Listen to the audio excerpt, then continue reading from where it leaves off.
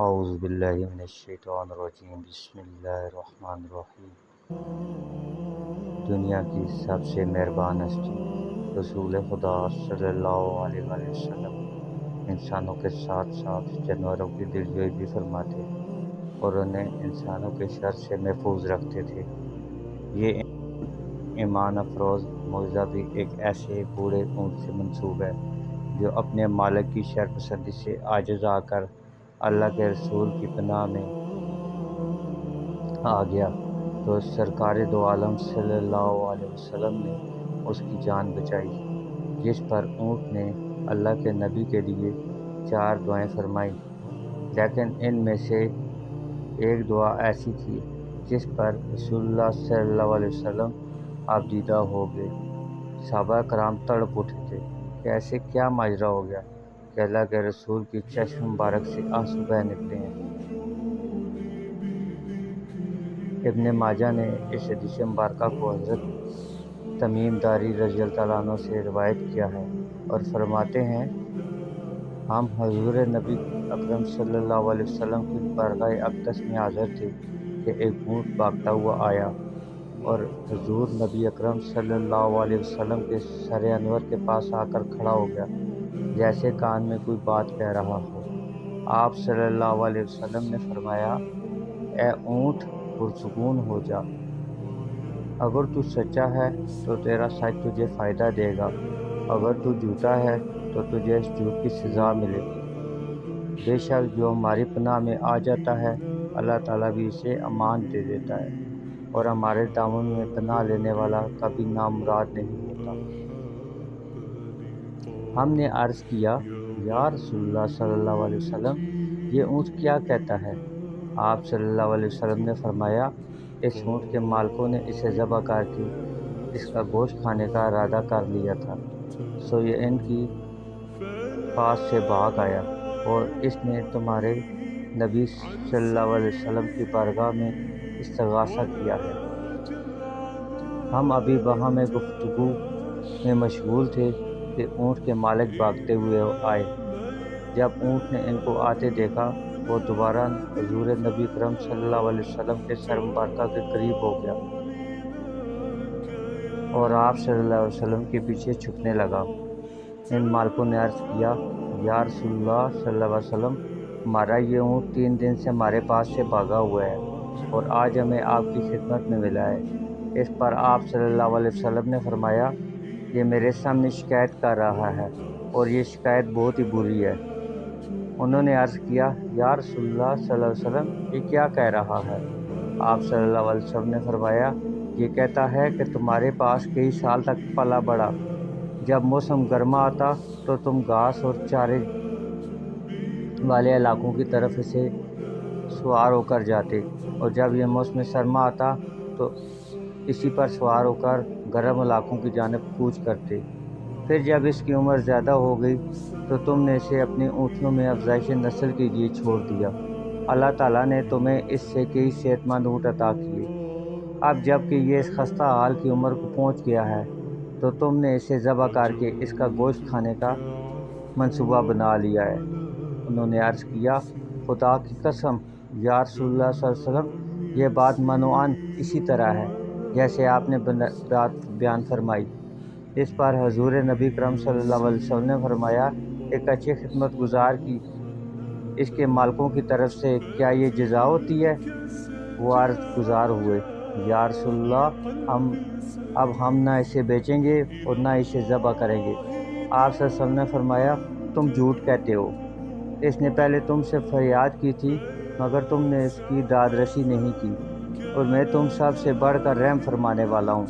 بے شک اللہ تعالیٰ نے منافقوں کے دلوں سے رحمت نکال لی ہے اور اسے مومنوں کے دلوں میں رکھ دیا ہے۔ اس کے بعد آپ صلی اللہ علیہ وسلم نے اس اونٹ کو ان سے 100 درہم میں خرید لیا اور پھر فرمایا، اے اونٹ، جا، تو اللہ تعالیٰ کی رضا کی خاطر آزاد ہے۔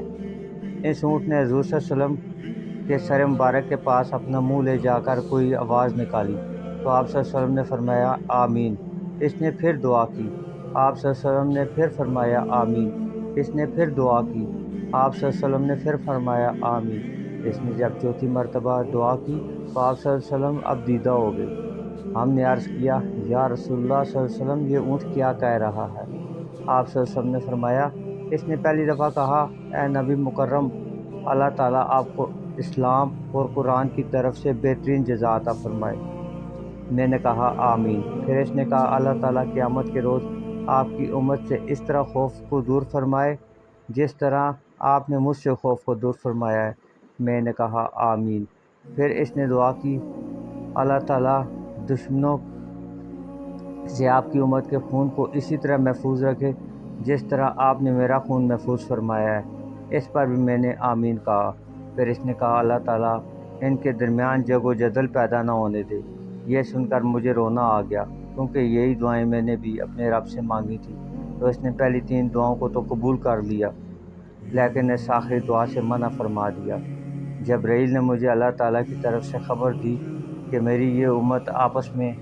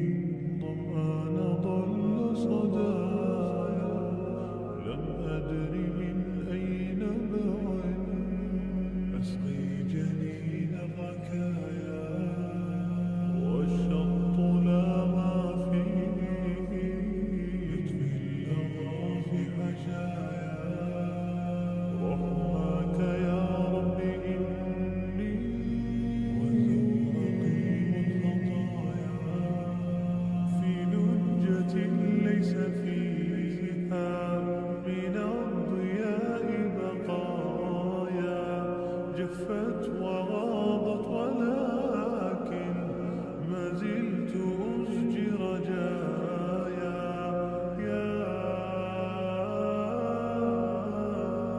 يا يا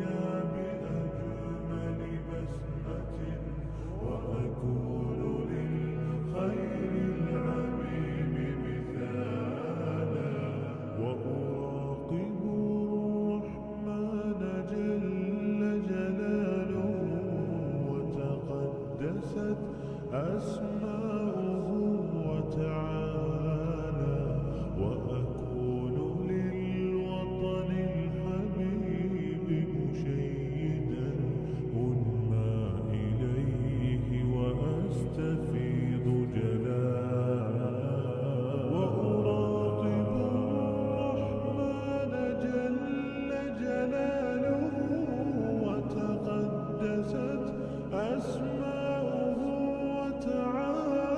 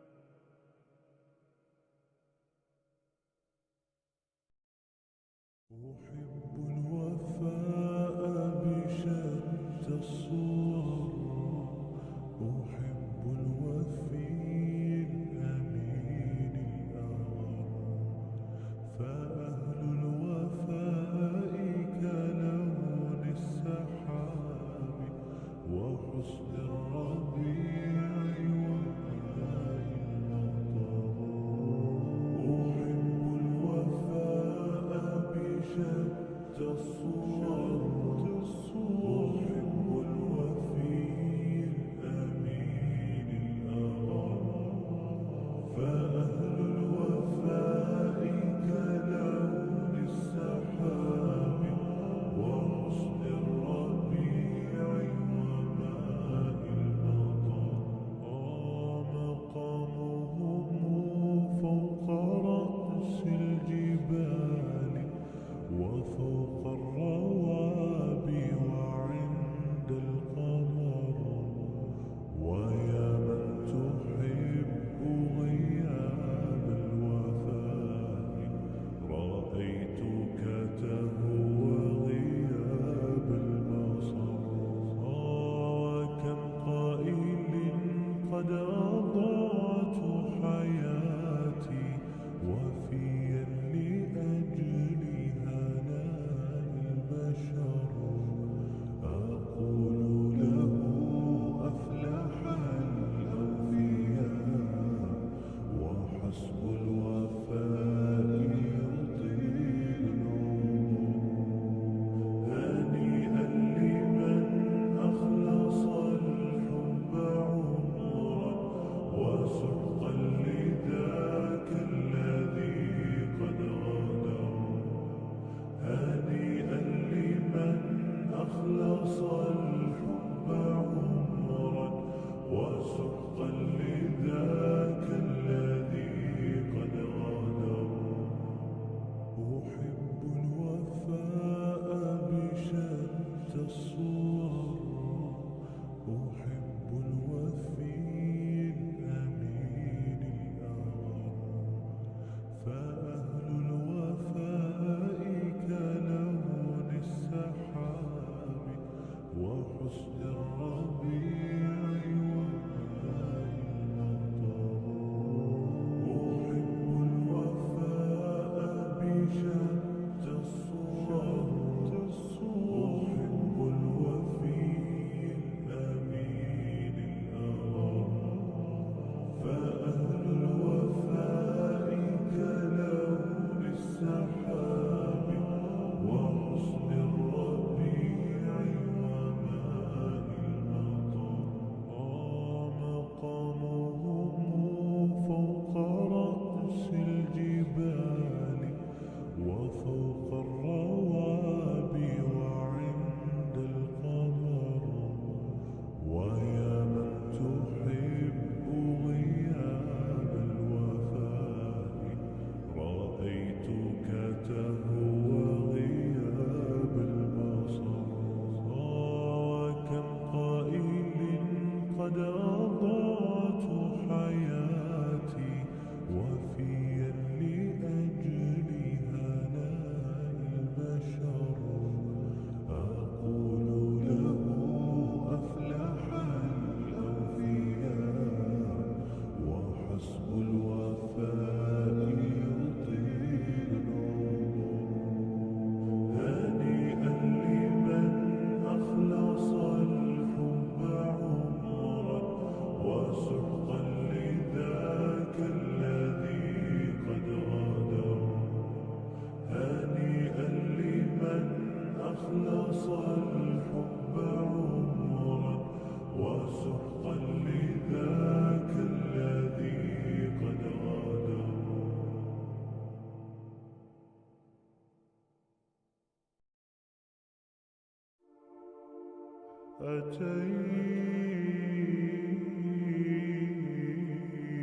أتيت وقد توزعت الهدايا،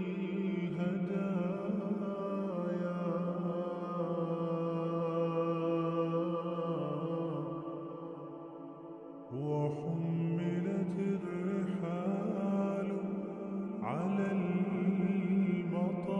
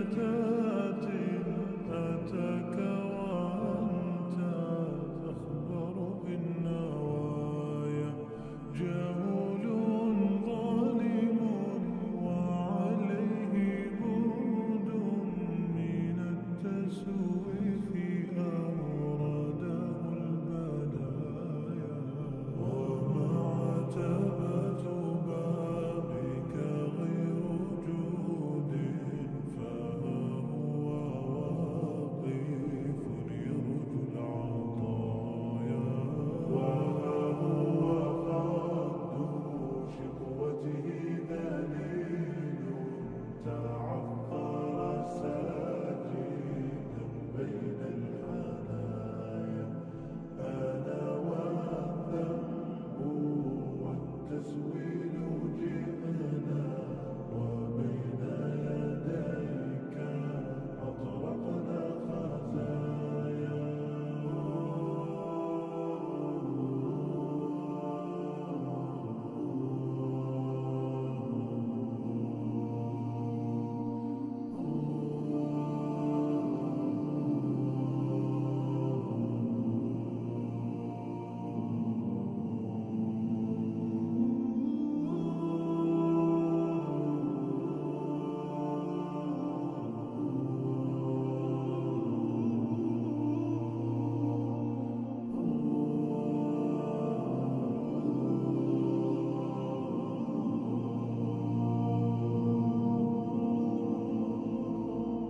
جوايا هشيم أفراح وتحيا على أنقاضها كتل الرزايا إلهي لا تكل نفسي لنفسي إذا والله تخذلني السجايا صوني عبرة بها ولغيري لأبصر كل ما حولي مرايا إلهي يا جيش أحزاني غزاني ومن همي تباغتني سرايا وجدتك يا حبيب الصدق تعدو خطايا لتستجير من الخطايا وجدتك يا حبيب الصدق تعدو خطايا لتستجير من الخطايا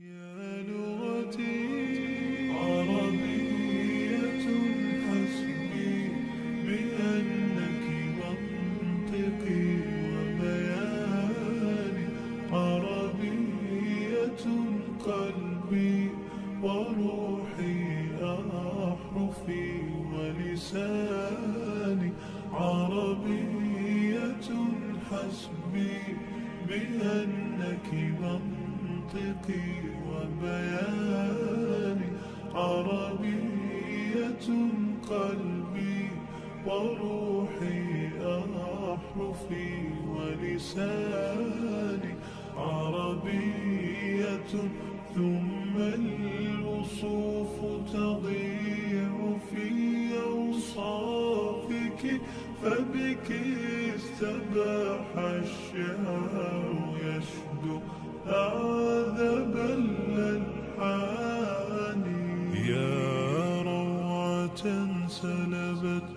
شغاف القلب في ترنيمها يا بلسما كم طيبت قلب الكثير العاني في مفرداتك هامت الأرواح حين استعذبت حرفا وقولا صادقا وفصاحة ومعاني عربية حسبي بأنك منطقي وبياني عربية قلبي وروحي أحرفي ولساني عربية ثم الوصوف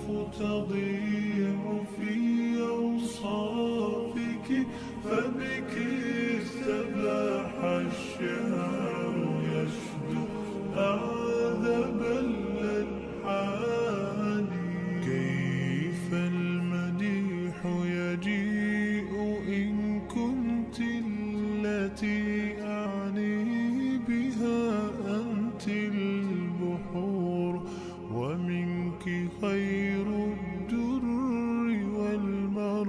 والمرجان عربية يا ليت شعري هل ستوفي كلمة ولقد نهلنا فيك فقه المنهج الرباني عربية حسبي بأنك منطقي وبياني عربية قلبي وروحي أحرفي ولساني عربية ثم الوصوف تضيع في أوصافك فبك استباح الشعر يشدو أعذب الألحان فالآي إذ نتلوه نغترف السعادة والهدى وفصاحة في القول فقد فيه كل بيان أوليس يكفي أنك شرفت فخرا حينما كنت الختام وفيك أنزل محكم القرآن عربية حسبي بأنك منطقي وبياني عربية قلبي وروحي أحرفي ولساني الضاد فخري أنني للضاد حقا أنتمي وبه ابتدأت قصيدتي وبه ختام بياني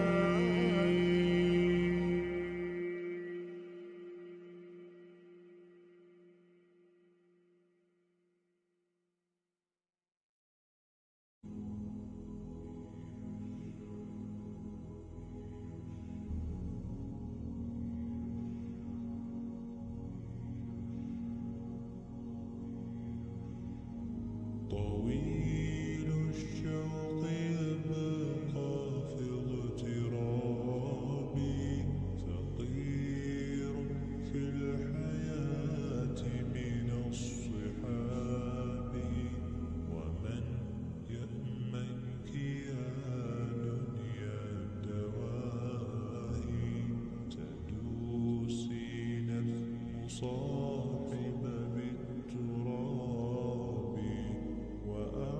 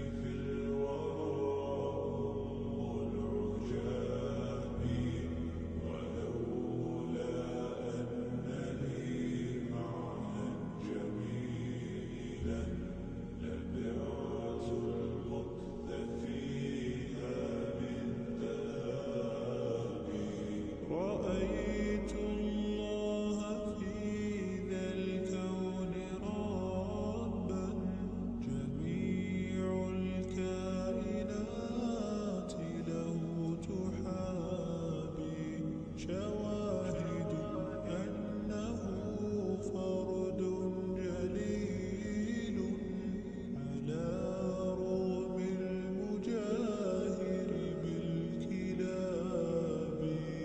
رأيت الله في ذا الكون ربا جميع الكائنات له تحابي. شواهد أنه فرد جليل على رغم المجاهر بالكلاب. تأمل قدرة الرحمن وانظر سيهديك التأمل للصواب. ومد الطرف في كل النواحي سؤالك سوف يرجع بالجواب. طويل الشوق يبقى في اغترابي فقير في الحياة من الصحاب. ومن يأمنك يا بني الدواهي تدوسين مصاحب بالتراب.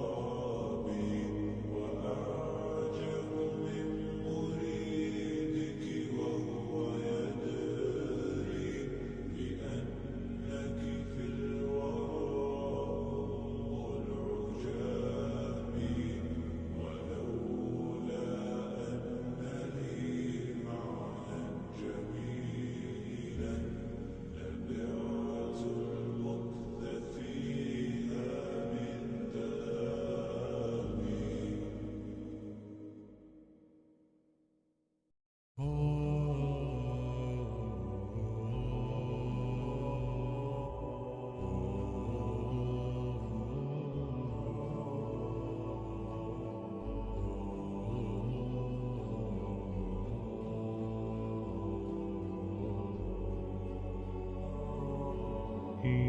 إلهنا ما أعدلك مليك كل من ملك. لبيك قد لبيت لك لبيك إن الحمد لك والملك لا شريك لك. والليل لما أنحلك والسابحات في الفلك على مجار المنسلات. إلهنا ما أعدلك مليك كل من ملك. لبيك قد لبيت لك لبيك إن الحمد لك والملك لا شريك لك. والليل لما أنحلك والسابحات في الفلك على مجار المرسلات. لبيك إن الحمد لك والملك لا شريك لك. ما خاب عبد أملك أنت له حيث سلك. لولاك يا ربي هلك كل نبي وملك.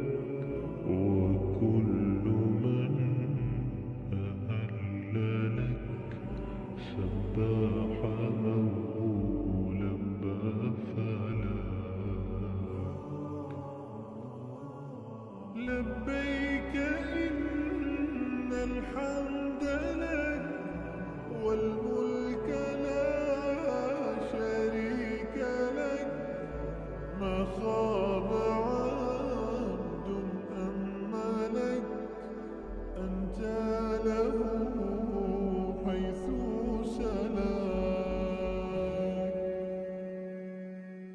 لولاك يا ربي هلاك كل نبي وملك وكل من أهل لك سباح أو لبى فلاك يا مخطئا ما أغفلك عجل وبادر آجلك واختم بخير عملك لبيك إن الملك لك والحمد والنعمة لك والعز لا شريك لك لبيك إن الحمد لك والملك لا شريك لك يا مخطئا ما أغفلك عجل وبادر آجلك واختم بخير عملك لبيك إن الملك لك والحمد والنعمة لك والعز لا شريك لك لبيك إن الحمد لك والملك لا شريك لك